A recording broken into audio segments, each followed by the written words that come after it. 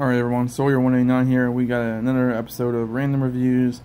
This time we're just going to quickly go over Turok Dinosaur Hunter #1 from Valiant Comics.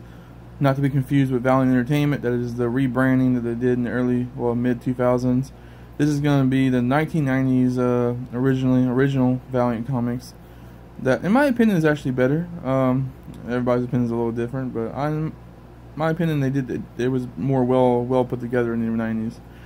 So Turok is one of the main characters that they did, but he's also one of the main characters that's not included in the Valiant Entertainment of today, because the character they never owned the character, they just were buying the rights to him for a while from, I think, Goki or whoever had him before. And whenever the company went under, all their rights to the characters they were buying, went back to public domain or whatever. And I think right now Turok might be under Dynamic. I think they're under Dynamic's ownership at the moment. So yeah, so this character's jumped around a lot over the years in publication histories. But this is a cool little kind of holographic cover.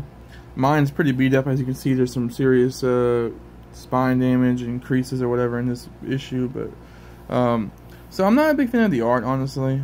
I'm not a big fan of, especially the way this person draws. Let's see, what's his name? This guy right here, George Gomez or something like that. I'm not a big fan of how he draws his people. Like some of the other stuff looks cool, like his forest, machinery and stuff looks good, but I'm not really a big fan of the way he draws people. So the first 3 or 4 pages of this book, as you can see, are basically a summary of the character's story, like how the character got to this point, because the character's he was introduced in Unity, which was like this big 12-issue crossover event that Valiant had, where all their characters were crossed over, and they introduced a bunch of new characters in that story that eventually have their own comics. And Turok is one of them. He was introduced as basically like a servant of Mother God, who was the villain. She has basically snatched him up, and this is Mother God right here. She had basically snatched him up and was using him as like a personal assassin or whatever. And eventually he realizes that she's not the true God he should be following, and he teams up with the rest of the heroes and helps save the day. But then when he does that, he gets thrown through a portal or whatever, because they were in the Lost Land, which is basically like a place where time doesn't exist, and there's all kinds of matters of robots, dinosaurs, and everything. So basically, he gets thrown into a portal that brings him to our day, when he's originally from the Wild West, the cowboy days. So he gets brought back to our present day, and he's in Colombia, I believe, where he gets dropped off at. And also, some dinosaurs get dropped off, and these dinosaurs are genetically engineered or whatever to have increased intelligence. And so they can talk, they can think, they can strategize and all that.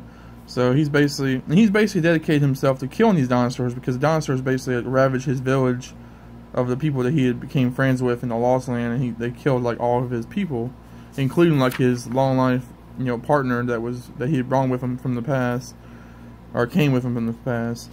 So he has a personal vendetta against the dinosaurs.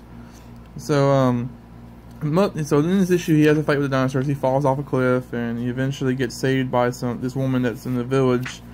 And this is just kind of a primitive little village, off like a farmer's village. And here we see a little bit. This isn't really in the issue that much. It's basically just setting up the next issue. But we see this this drug kingpin kind of guy who has he's like a little village with armed guards, and the dinosaurs are basically attacking his area that he keeps all his drugs at. So that's gonna play part in the next few issues, which I won't go over because I don't have them. But yeah, see, I don't like the way he draws his people, man. Especially the faces. It almost looks like Turok and this chick have almost the same kind of face. You'll see it later on too. Like in the last panel, it looks very obvious that they look like the same person. And another thing about this issue is a lot of the issue, Turok is relying heavily on his special arrows and bow that he got from Mother God that have they're exploding arrows. They can have a lot more damage. They do. His bow is specially designed to be super durable and has a blade on it that can cut through almost anything. So he's very reliant on these newfangled weapons. Even though they are kind of masked as traditional weapons. They are a bow and arrow, but they're definitely not the bow and arrow he's used to. So that's kind of an underlying tone they go for, is that he's becoming more reliant on future technology, and that towards the end of the issue and next issue, I guess, he's starting to rely more on his original warrior instincts. Because a lot of the issues he's kind of blindly just falling into the dinosaur's trap. and then he realizes that towards the end that he needs to be more focused, more not as emotional, I guess, because he really is out for revenge at this point. He's really just fighting with his with his feelings. We get some really great action here, because Turok always has great action. It's always really bloody, really violent. He cuts off a dinosaur's head right here with his bow's blade. I mean, it's a really intense issue. Look, see here, don't their faces look almost the same, like in the structure, like in the cheekbones and stuff? I don't know, I'm just not a big fan. Like I said, the way he draws dinosaurs looks good, and the way the action is good, but I just don't like the way he does, or this person does their portraits of people. But yeah, so that's a pretty solid issue. I like the idea that Turok gets dropped off in Colombia, because it's like one of the few places that would probably feel close to home for him, like just in the traditions and the way people are. And it's also fun, and you'll see in later issues of this run that he's fighting like cartel people and drug kingpins, and that's fun because that's just something that you don't see every day, like a traditional Native American warrior going after these drug cartels. So overall, it's a pretty fun issue. If I had to rate this issue, I guess I'd rate it probably like a 3 or a 4 maybe.